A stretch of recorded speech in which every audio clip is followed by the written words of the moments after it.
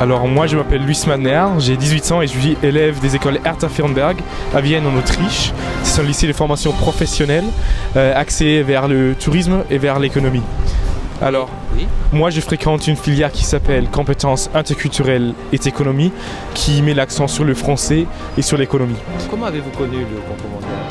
Alors c'était ma prof, Madame Munger, qui m'a parlé de ce concours et j'étais très intéressé, donc j'ai décidé de faire partie de ce concours. Ce matin on a fait un tour au Louvre, c'était très très intéressant. Et après c'est une ville magnifique, j'aime bien Paris, donc je suis très content d'être ici. C'est l'Institut français de Vienne qui nous a communiqué l'idée de cet événement. C'est pour ça qu'on s'est dit oui, on va participer, pourquoi pas. Et c'était tellement intéressant parce que les thèmes étaient peut-être un peu différents de ce qu'on a fait en Autriche. Et c'était vraiment intéressant et on est trop fiers en fait de pouvoir participer à ce concours. Comment vous avez préparé Louis ? Franchement, c'était plutôt lui qui a préparé son discours. On a travaillé un peu ensemble, on a réfléchi ensemble, on a corrigé le discours ensemble. Et c'était aussi une très très bonne expérience pour moi personnellement parce que ça se passe assez rarement. Qu'on peut créer un discours avec un seul élève. Au niveau de la méthode pédagogique, est-ce que l'oral est important dans l'enseignement du français ? Oui, moi personnellement je trouve que l'oral est très très très important. Surtout en ce moment parce qu'on peut vraiment profiter des programmes en ligne. Vous connaissez peut-être des traducteurs en ligne comme DeepL, trucs comme ça. Donc je trouve que l'oral devient de plus en plus important. Et voilà. Nous, on met vraiment l'accent sur l'oral dans notre école et on essaie aussi un peu de motiver les jeunes à partir à l'étranger pour pouvoir améliorer les compétences linguistiques, surtout à l'oral. Moi j'aime Paris, surtout pour les voyages scolaires, pour faire découvrir Paris aussi aux élèves. Et je pense que c'est déjà ma 3e, 4e fois à Paris, mais le programme qui nous a été offert est vraiment magnifique, donc merci à vous. Donc il y a plein d'activités qui sont vraiment vraiment intéressantes, donc merci beaucoup à vous aussi.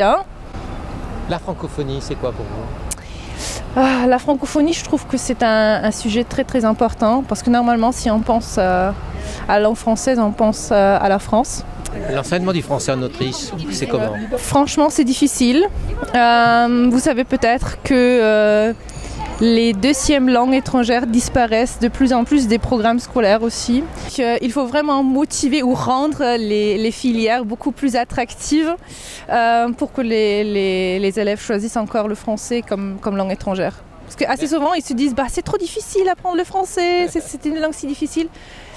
Voilà, ce qui est un peu dommage. Mais j'espère que ça va peut-être changer un tout petit peu. Aussi grâce aux événements tels que le sommet de la francophonie, des événements, des concours aussi. Donc on verra. Bonjour Ingrid Condorcet. Bonjour. Vous êtes enseignante et vous accompagnez Anne Jolivet à la finale du concours mondial d'éloquence. Mais qui êtes-vous vraiment ? Donc je suis responsable du niveau première du lycée général Sainte-Marie-du-Port au Sables d'Olonne. Et donc mon rôle, c'est de promouvoir un petit peu l'éloquence à ceux qui ont voulu et qui veulent en faire davantage sur l'art oratoire. Et donc dans notre établissement, on a un concours d'éloquence que ma prédécesseur a mis en place avec une professeure documentaliste, Madame Cloutour. Et puis pour ce qui concerne des concours, c'est moi qui propose aux élèves de s'inscrire et puis de découvrir leur talent. Alors Anne Jolivet participe à ce concours, comment vous avez fait pour l'accompagner ? Eh bien, elle m'a montré à chaque fois ses petites prestations. C'est elle qui construisait un petit peu tous ses discours. Et puis, j'améliorais juste sur la prestation orale, ce que l'on voit en première, en fait, sur le niveau, l'éloquence, la tenue, articulation, etc. Mais c'est elle qui vraiment construit tous ses discours. Alors, l'éloquence dans cet établissement, intervient dans l'évaluation des élèves ou non? Alors forcément, sur le grand oral, oui, déjà pour le baccalauréat. En français également, hein, on le met en place sur des moments où il y a plein d'oraux de proposer aux élèves sur tout le niveau première.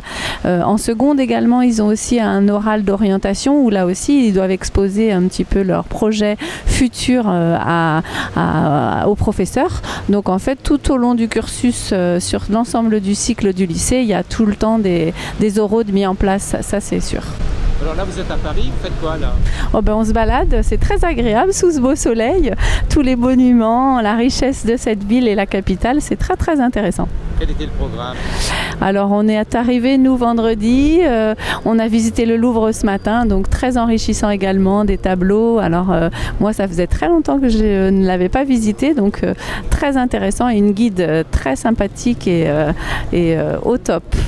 Bonjour Anne. Bonjour. Alors c'est vous la lauréate de votre établissement? Exactement, c'est ça. Comment ça s'est passé pour devenir lauréate et arriver à Paris? Eh bien tout d'abord, ma professeure, donc Madame Cotenso, m'a proposé de participer à ce concours.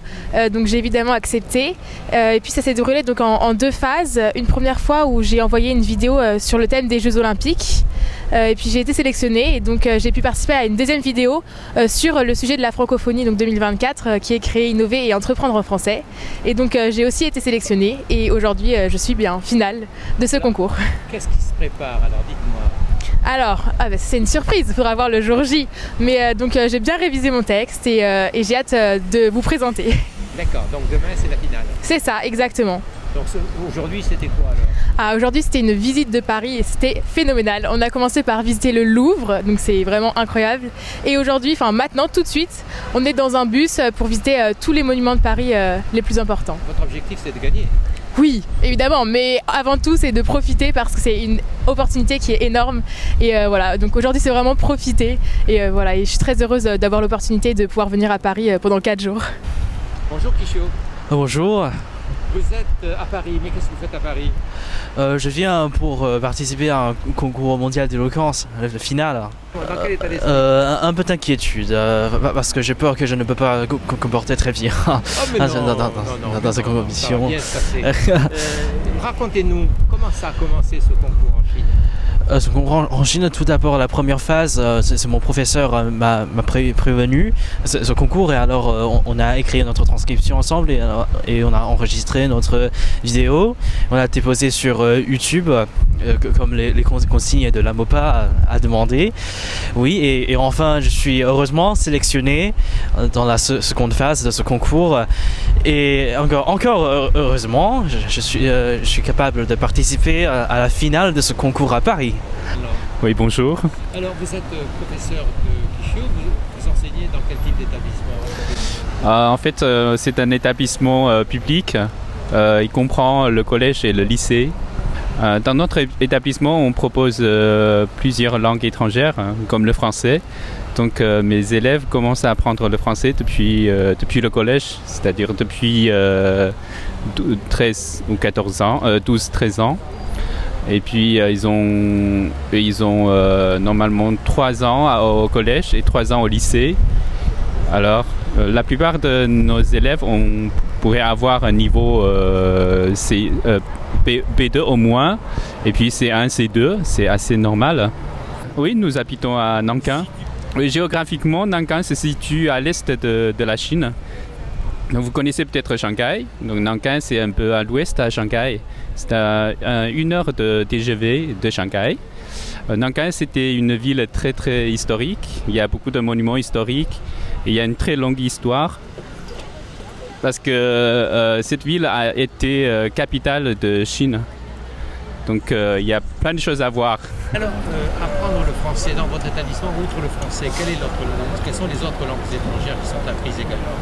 Alors, dans notre établissement, à part le français, on propose aussi l'anglais. Bien sûr, c'est la langue la langue étrangère la plus parlée en Chine.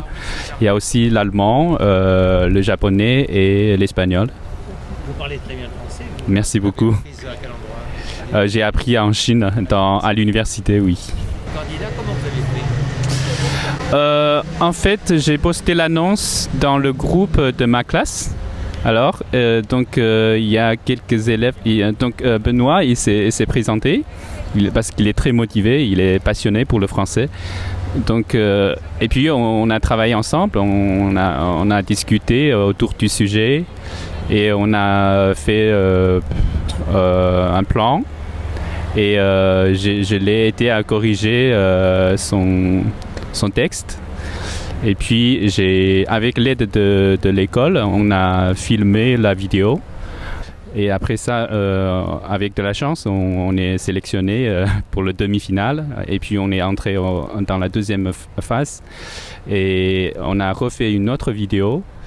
Et bon, maintenant, on est ici, on est invité à Paris. Oui. Vous étiez au Louvre ce matin. Oui. Qu'est-ce qui vous a le plus impressionné?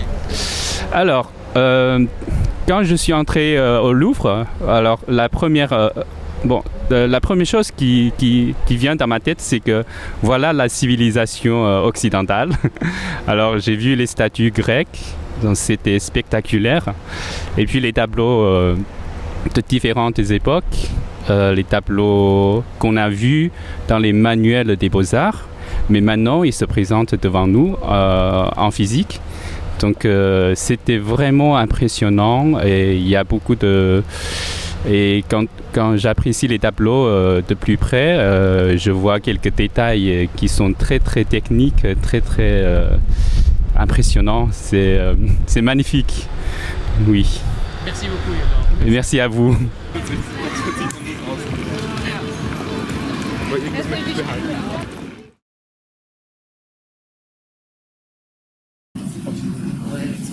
Vous voulez mettre vos affaires en loge? Peut-être comme ça qu'on ne laisse pas dans les on fait ça. Merci.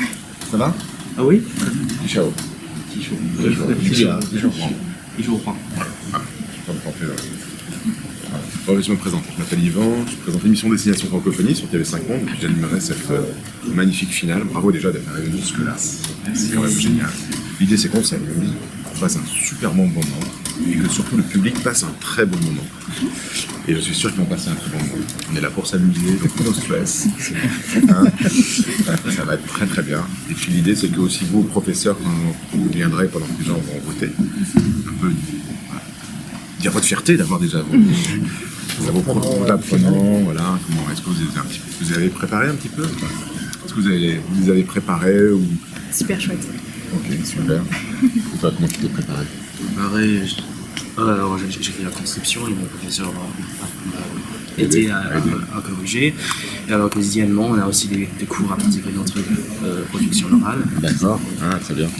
Et vous deux? Donc ma prof et deux autres profs et un natif de français aussi à l'école. D'accord. Parmen de Hérault qui nous a encouragé à faire des récitations poétiques en classe depuis la seconde et par téléphone aussi. Ah oui. Et tu as été au on Japon. a été C'était au Japon à cette Pour époque-là. la dernière, un moment, oui. la dernière ligne droite, il était au Japon. Alors un peu pour mieux vous connaître, Hector, donc toi tu étais élève au Japon quand tu as... Non, j'étais en France, c'était... Enfin, j'ai habité ailleurs, mais je suis parisien. D'accord, et tu es dans un lycée? Oui, enfin j'étais dans un lycée, La Rochefoucauld, et maintenant je suis au collège de droit de la Sorbonne. Je suis à l'université maintenant. Université, Voilà. d'accord. Donc étudiant en droit alors. C'est ça. C'est un peu utile de peut-être. Oui. C'est le corps du métier, bien sûr. Et à La Rochefoucauld, Hector a déjà participé au concours d'éloquence. D'accord. En seconde, en première. Donc vous êtes prof à La Rochefoucauld. Oui. D'accord. Donc vous organisez assez régulièrement Pas le concours d'éloquence, mais le théâtre. le théâtre. D'accord, super. Et toi Louis? Alors, moi je suis en terminale Oui. de mon lycée. C'est un lycée de formation professionnelle, donc on a aussi des cours pratiques. Donc moi j'ai choisi une filière axée vers l'économie et les langues étrangères.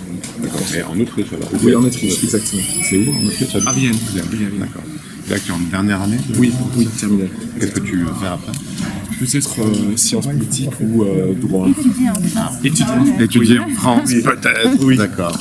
Et toi, Kishaou, alors tu es étudiant où? Je suis en terminale. En terminale. En terminale et je viens de français lorsque je suis rentré au collège. D'accord. J'ai appris le français depuis presque 5 ans. C'est ça. Bravo. Et alors, pour le futur, je viens apprendre les sciences. D'accord. Pas sciences politiques, les sciences en français. Et peut-être en France. D'être en France. D'accord, excellent. Donc, je suis étudiante en psychomotricité, première année. Donc l'année dernière, j'étais au Sable d'Olonne en terminale. C'est ça. D'accord, et tu as fait d'éloquence. C'est ça. On a eu un premier concours interne au lycée en première. Et du coup, j'ai gagné. Et donc après, on nous a proposé d'autres concours externes. Donc voilà. Et alors dans tes études, l'éloquence va t'aider? Psychomotricité. Il faut toujours savoir bien parler à ses patients. Non, c'est vraiment autre chose. C'est très compliqué à définir, mais ça va forcément me servir pour mes patients. Et puis c'est vrai qu'à côté, j'aime bien pouvoir parler et faire des conférences, des choses comme ça. Donc ça peut toujours être utile. Excellent. Bon, ça va être super. Ça va être formidable. Bon, écoutez, préparez-vous bien, parce que ça commence à... Également, c'est bien sur les profs qui parlent à ce moment-là. Les profs. Oui, la remise des prix. C'est vous qui allez présenter, c'est pas eux. Oui, vous serez là. De vote, pardon. Donc ça sera deux parts de les profs français langue première, puis après français langue étrangère. Et comme ça, pendant que les gens votent, c'est vous présenter un peu votre candidat ou ce que vous faites à l'école pour... Oui, on fera un peu. Voilà. Mais rapide, parce qu'on a... Oui. Pas de problème. Le temps que les enlève, 3 minutes, tu penses qu'ils auront tous voté déjà? Ça va être le souci. C'est le souci, de toute façon, ça va être le souci. Pas beaucoup de marge de manœuvre. Il y a peu de marge de manœuvre sur ça, d'autant plus que la pratique était assez innovante pour la plupart des gens qui sont ici. Les gens vont avoir un QR code, c'est ça? Pas du tout. Leur téléphone portable. Oui, mais il y a un QR code, tu sais. Ah oui, un QR code, pardon, un QR code, voilà. Et il va être en direct.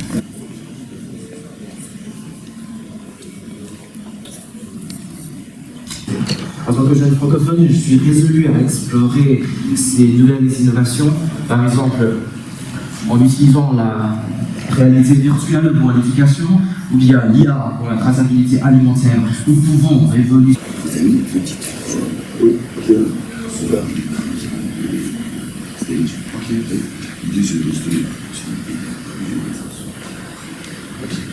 Ok, Thierry. Maîtriser le français, c'est pratiquer la langue de la diplomatie et des droits de l'homme. En tant qu'élève, il est temps de se tourner vers l'avenir, vers notre avenir. Et quel avenir brillant nous pouvons envisager grâce à la langue française. Le français n'est pas seulement une langue de prestige et d'élégance, bien d'attractivité, et Gustave Eiffel et sa soulier de tour. Il est crucial de souligner que tous ces innovateurs et ces innovatrices ont contribué de manière significative au progrès mondial. Et nous, jeunes francophones, pour essayer dans cette langue de cœur, tout en découvrant la culture et la pensée française. Mobilité sociale, expérience genre, l'interculturalité, les matières cibles. Ces sujets ne sont qu'un aperçu du quotidien du micro français. Chers jeunes, chers visiteurs, chères visiteuses, chers amoureux et amoureuses de la langue française et de la francophonie, il est essentiel de savoir parler le français. Heureusement, après l'anglais. Près de 100 000 élèves, soit environ 10% de la population scolaire des élèves, devraient-ils apprendre le français comme langue étrangère. On passe leur vidéo présentation. La régie, vous êtes là. La première complète, du début jusqu'à jusqu'à l'annonce de d'Anne, du coup. Ok, on fait ça. On fait ça, on repart du démarrage, du coup toi t'es pas encore là. On est en ancienne salle.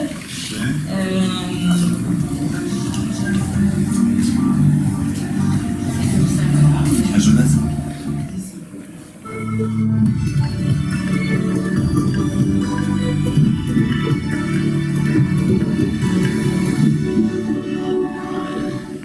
Et bonjour la francophonie. La France a le plaisir de présenter la finale du Grand Concours Mondial d'Éloquence organisé par l'association.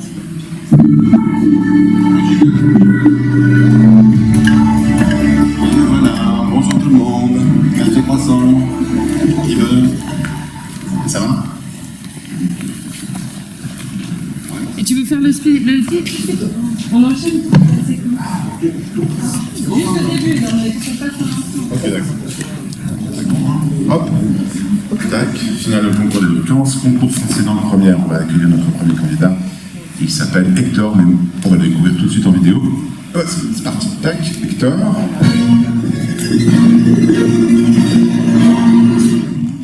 Ok. Deuxième. Merci beaucoup Hector. On va accueillir la deuxième candidate qui s'appelle Anne Jolivier, de France, mais on va découvrir tout de suite en vidéo. C'est parti.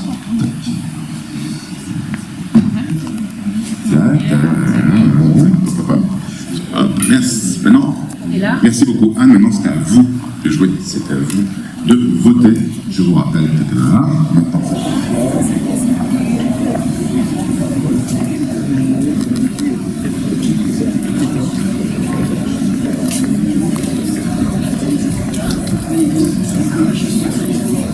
je viens pour la finale du concours, mais j'ai pas de badge. Ah, mais en fait, je crois qu'on est complet aujourd'hui. Vous êtes complet? Ouais. Je vais voir si c'est possible de rentrer, mais je vais voir. Je vous garantis rien parce qu'il y a du monde ce matin.